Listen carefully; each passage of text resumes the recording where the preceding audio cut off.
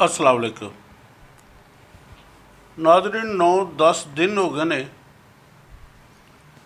मोहसिन नकवी साहब के बयान के उत्ते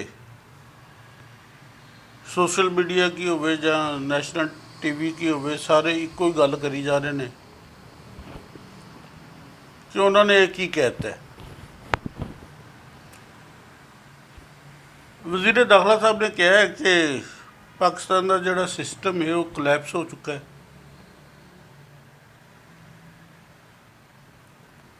अगर इनू इस तरह ना तब्दील किया गया तो असीं 10 साल बाद भी इस सिस्टम के तहत ही इस तरह ही गलबात करते रहेंगे। अच्छा, नाल ही वो कह रहे हैं कि हुकूमत जी ने ना अपने 5 साल पूरे करेगी। अच्छा, मैनू यही नहीं समझ लगी। सिस्टम कोलैप्स हो चुका है, हुकूमत अपने पूरे 5 साल करेगी। उन्होंने यदा एक हल दसिया है कि नवे सूबे बनाने जोड़े ना वो मुल्क की मजबूरी बन चुकी है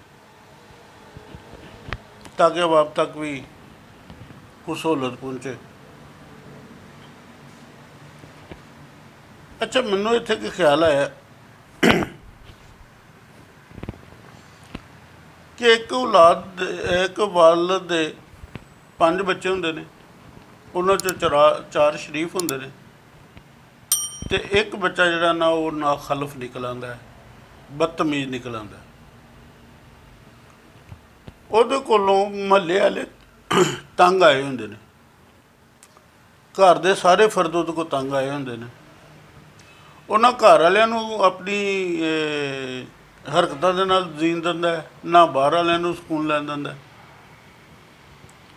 उदों की हुंदा जदों वालदैन उन्होंने समझा के थक जाते हैं, डांट डपट के भी थक जाते हैं और उन्होंने कोई भी बंदा दुरुस्त नहीं कर सकता, तो वालदैन उसका बोझ नहीं चुकते। वो कहते हैं कि जी इश्तिहार दे देंदे ने, अखबार च ऐलान कर देंदे हैं कि जी साडा इस बच्चे नाल कोई तल्लक नहीं, असी इस बच्चे की किसी भी फेल के जिम्मेदार नहीं है।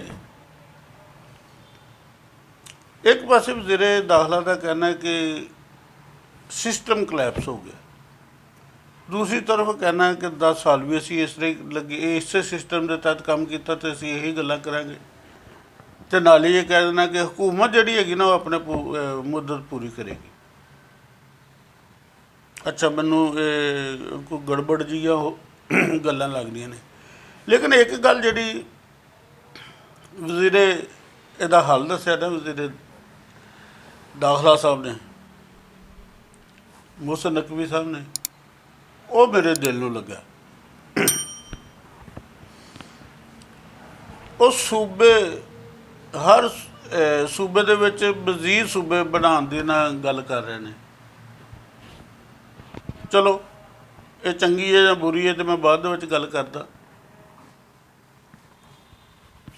हुण असीं सोचदे हैगे कि जिहड़ियां जमातां अपने अपने सूबिਆਂ ਦੇ ਵਿੱਚ इकतदार ਦੇ ਵਿੱਚ ਹੈਗੀਆਂ ਨੇ, ਉਹਨਾਂ ਨੇ आवाम की भलाई वास्ते, आवाम की सहूलत वास्ते बलदियाती इलैक्शन तक नहीं करवाए, सिर्फ गल्लां करते हैं, करवाए नहीं।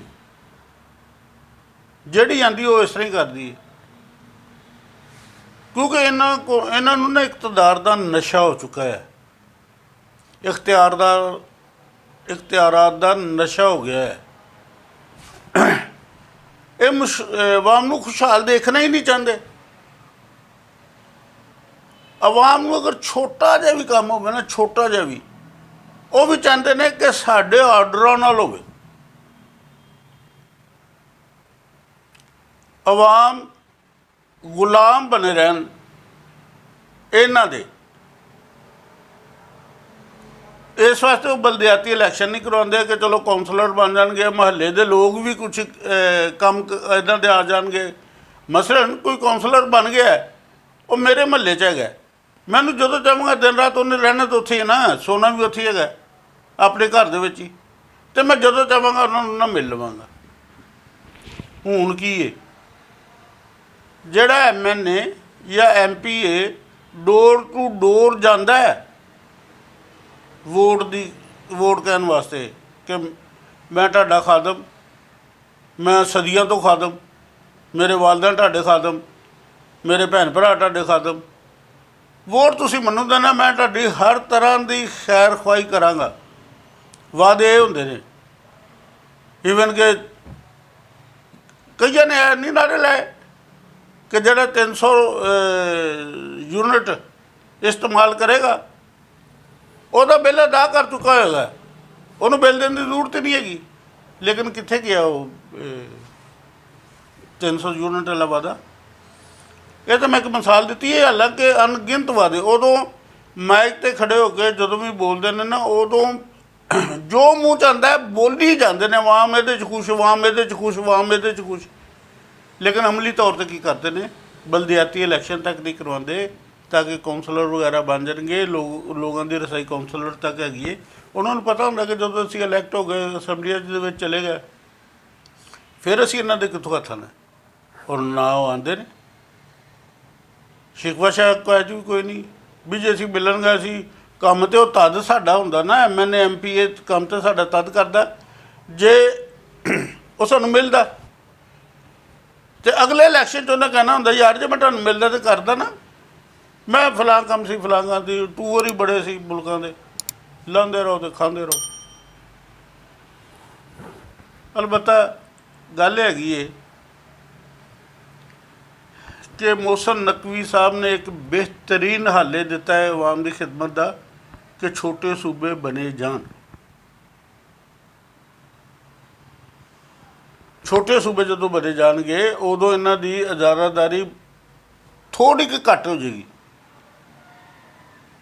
ਦੇਖੋ ਨਾ, ਇਹਦੇ ਉੱਤੇ PPP ਵਾਲੇ ਤੇ ਤਲਮਲਾ ਉੱਠੇ ਨੇ। ਮੈਂ ਇੱਕ TV ਪ੍ਰੋਗਰਾਮ ਦੇਖ ਰਿਹਾ ਸੀ, ਉਹਦੇ ਵਿੱਚ ਇੱਕ ਉਹਦੇ ਖਤੂਨ ਸੀ, ਉਹਦੀ ਬਾਡੀ ਲੈਂਗੁਏਜ ਤੋਂ ਇੰਝ ਲੱਗ ਰਿਹਾ ਸੀ ਕਿ ਜਿਵੇਂ ਮੋਹਸਨ ਨਕਵੀ ਦੇ ਬਿਆਨ ਨੇ ਪੂਰੇ ਸਿੰਧ 'ਚ ਅੱਗ ਲਾਤੀ ਹੋਵੇ। ਔਰ ਉਹਦਾ ਚਿਹਰਾ ਮੋਹਰਾ ਕੈਮਰੇ ਨੂੰ ਫੇਸ ਨਹੀਂ ਸੀ ਕਰ ਪਾ ਰਿਹਾ, ਕਦੀ ਇੱਧਰ ਦੇ ਰਹੀ ਕਦੀ ਇੱਧਰ ਦੇ ਰਹੀ, ਯਾਨੀ ਕਿ ਬੇਬਸੀ ਨਾਲ ਬੈਠੀ ਹੋਈ ਹੈ ਖਤੂਨ ਕਿ ਅਵਾਮ ਨਹੀਂ ਚਾਹੁੰਦੇ, ਅਵਾਮ ਨਹੀਂ ਚਾਹੁੰਦੇ। ਅੱਛਾ, ਅਵਾਮ ਆਪਣੇ ਲਈ ਸਹੂਲਤ ਨਹੀਂ ਚਾਹੁੰਦੇ?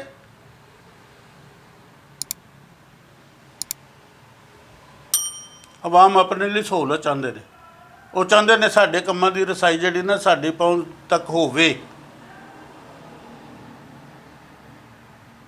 ਅੱਛਾ, ਨੂਨ ਲੀਗ ਵਾਲੇ ਵੀ, ਉਹ ਵੀ ਵੈਸੇ ਤਾਂ ਫਰੈਂਡਲੀ ਗੇਮ ਕਰ ਰਹੇ ਨੇ, ਜਾਣੀ ਕਿ ਉਹਨੂੰ ਕੋਈ ਪਤਾ ਨਹੀਂ ਕਿਸ ਟਾਈਮ ਉਹ ਵੀ ਵੇਰ ਜਾ ਕਿ ਜੀ ਇਹ ਤਾਂ ਬਹੁਤ ਬੁਰੀ ਗੱਲ ਹੈ ਸੂਬੇ ਬਣਨਾ। ਲੇਕਿਨ ਸੂਬੇ ਬਣਨਾ, ਛੋਟੇ ਸੂਬੇ ਬਣਨਾ, ਜ਼ਿਆਦਾ ਸੂਬੇ ਬਣਨਾ ਅਵਾਮ ਲਈ ਸਹੂਲਤ ਜ਼ਰੂਰ ਹੈਗਾ। ਹੁਕਮਰਾਨਾਂ ਦੀ ਹੋਵੇ ਜਾਂ ਨਾ ਹੋਵੇ ਉਹ ਨਹੀਂ ਪਤਾ, ਲੇਕਿਨ ਅਵਾਮ ਲਈ ਰਸਾਈ ਮੁਮਕਿਨ ਹੋ ਜਾਏਗੀ। ਆਪਣੇ ਆਪਣੇ ਇਲਾਕਿਆਂ ਦੇ ਵਿੱਚ ਉਹਨਾਂ ਨੂੰ ਸਹੂਲਤਾਂ ਮਿਲ ਜਾਣਗੀਆਂ। ਇਸ ਵਾਸਤੇ ਮੇਰਾ ਜ਼ਾਤੀ ਜਿਹਾ ਖਿਆਲ ਹੈਗਾ ਕਿ ਇਹਨਾਂ ਨੂੰ ਜਿੰਨੇ ਚਾਰੇ ਸੂਬਾਂ ਦੇ ਹਕੂਮਤਾਂ ਨੂੰ ਚਾਹੀਦਾ ਹੈ ਇਹਦੇ 'ਚ ਕੋਈ ਰਖੜਾ ਨਾ ਪਾਉਣ ਅਤੇ ਆਵਾਮ 'ਤੇ ਕੁਛ ਖਿਆਲ ਕਰਨ, ਬਲਕਿ ਆਵਾਮ 'ਤੇ ਰਹਿਮ ਕਰਨ। ਇਹਨਾਂ ਦੇ ਤਾਂ ਇਖਤਿਆਰਾਤ ਜ਼ਰਾ ਮਹਿਦੂਦ ਹੋਣਗੇ ਨਾ, ਉਹ ਆਵਾਮ ਨੂੰ ਤਾਂ ਸੁੱਖ ਦਾ ਸਾਹ ਲੈ ਲੈਣ ਦਿਓ। ਨਾਜ਼ਰੀਨ, ਤੁਸੀਂ ਖੁਸ਼ ਰਹੋ, ਆਬਾਦ ਰਹੋ, ਸਲਾਮਤ ਰਹੋ ਅਤੇ ਪੁਰਸਕੂਨ ਲੰਮੀ ਜ਼ਿੰਦਗੀ ਗੁਜ਼ਾਰੋ। ਅੱਲਾ ਹਾਫਿਜ਼।